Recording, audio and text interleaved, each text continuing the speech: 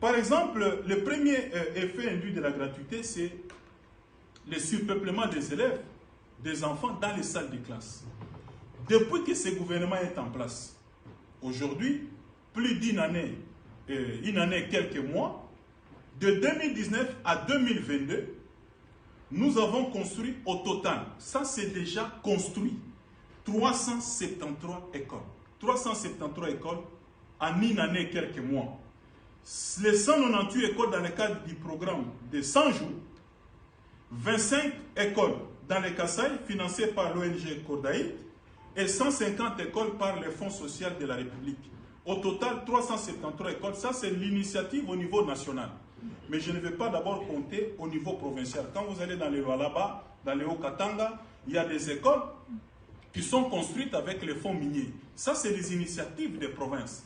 Pour vous dire que nous sommes en train de travailler, ça, c'est déjà ce qui est achevé. Mais vous avez des projets en cours. Nous avons un projet de 200 écoles qui est en cours.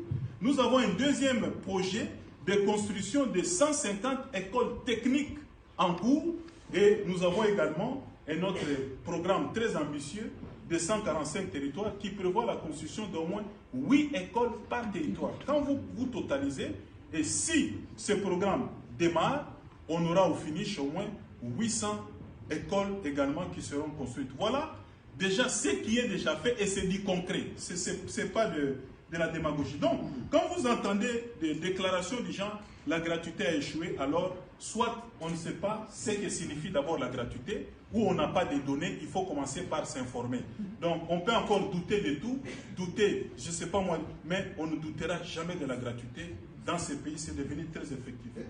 Pour finir avec les ex-États, le retard est justifié. Nous avons, dans le cadre de cette année, mis en œuvre une des grandes réformes qui est prévue également par la loi cadre sur l'enseignement national, le TENA-SOSPE. Aujourd'hui, nous avons finalement 3 épreuves. Vous avez le TENA-FEP, le TENA-SOSPE et les examens d'État. Ces 3 épreuves se sont